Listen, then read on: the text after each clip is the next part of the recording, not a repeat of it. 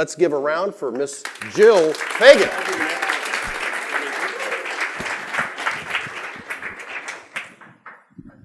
Thank you so much. All right. Stick this here. Thank you. Thanks for letting me prep for 1 second. All right. I was super, super excited to hear that I was going to be speaking after the Dave Crane, because I know sometimes after lunch we're a little slow or a little sluggish, and I knew he'd get you guys riled up. So are you guys awake? Yeah. Okay, if you're awake, I want to hear, I'm awake. I'm awake. Perfect. I love that. I'm super, super excited. So one of the things that that I love is helping people think about things in a little bit different way. So can I talk to you about being awake for a couple minutes? There are lots of ways to be woken up, right? What are some of those ways? Just shout them out. Coffee, okay, yeah. You just like lay in your bed and pour the coffee in. IV, perfect. That's totally great. A disturbing alarm. Yep, that's one good way. Exercise, yeah. Children. Oh, I hear you there. I have been woken up more times by noisy kids than I can count. Children. What else?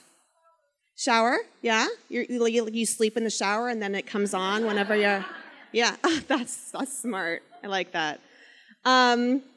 My dad was always fond of pouring water on my head. If he called into my room once and I didn't get up, the next time he came, it was with a cup of water. Very rude. I do not like that method. The worst, though, by far, worse than even water, is being slapped awake. That's the worst, right? Have any of you ever been slapped awake?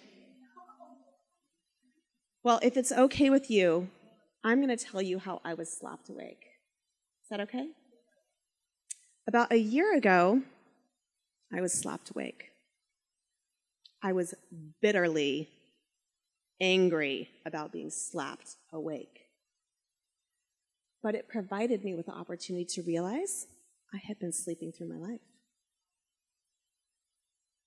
I was clouded by the dreams, maybe like Melissa talked about, being in Neverland a little bit. I was not showing up fully awake in my life. I wasn't showing up for my kids in the way I wanted to. I wasn't showing up in my marriage the way I wanted to. I was physically heavier than I've ever been, which I know may not sound like a lot to you guys, but I weighed over 120 pounds, which for me is like, a good portion of my body weight. I was overweight. I was emotionally a mess. I wasn't connected at all to anyone. I wasn't showing up for God in the way I wanted to. And I wasn't really even showing up in my business how I wanted to. I was asleep. And I went through a situation that completely woke me up. And once I woke up, I realized I would never go back to sleep again. Not how I had been. Not like that. When I woke up, I made commitments. I really examined my life, and it was hard. It was really hard, because to look at things that seem like very big mistakes, I know what Dave said, but when you're being honest about where you are, it hurts. Sometimes it hurts. But you have to do that. That is the first step. Becoming aware is that first step in making change, right? So this is what I want to speak about today. 3 ways in which you can change your life.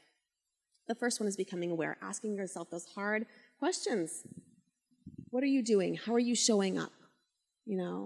For me it was, okay, this is me being really vulnerable. Can I do that with you guys? Am I safe to do that? I would wake up. I would instantly start going to work. Not effectively, but I would instantly start going to work. I wouldn't get out of bed. I would work in my pajamas. I have a gorgeous ocean view. So I would wake up and I would look at the ocean view and I would work. I never got dressed. I didn't do my hair. I didn't do my makeup. When my husband came home at the end of the day, my kids would come home and I would say, shh, quiet, I'm on a call. My husband would come home. I would maybe put some clothes on, maybe not. So those things were hard. And I had to make a lot of change. I started going to the gym. I started doing things that were good for me. I became more awake. I started consciously making decisions. That's the second step. Become aware, become awake. Make decisions for yourself. You know, Christian beautifully talked about the decision making. And Trina, I love Trina's comments about your perspective is your reality. If you have the wrong perspective, do you think you're creating the wrong reality? Yes, absolutely. You're the author of your life. Who's writing it? Are you? Are you letting other people? Or are you forcing other people to write your life? The third step is becoming alive. Committing your goal, your vision, your passion, committing that and sharing that with the world. As a publisher, I have written my own best-selling book. We have 8 kids, so Guerrilla Parenting. It's all about unconventional methods of parenting. And by the way, never write a parenting book. The universe will tell you all the ways in which you're wrong. Oh, my goodness.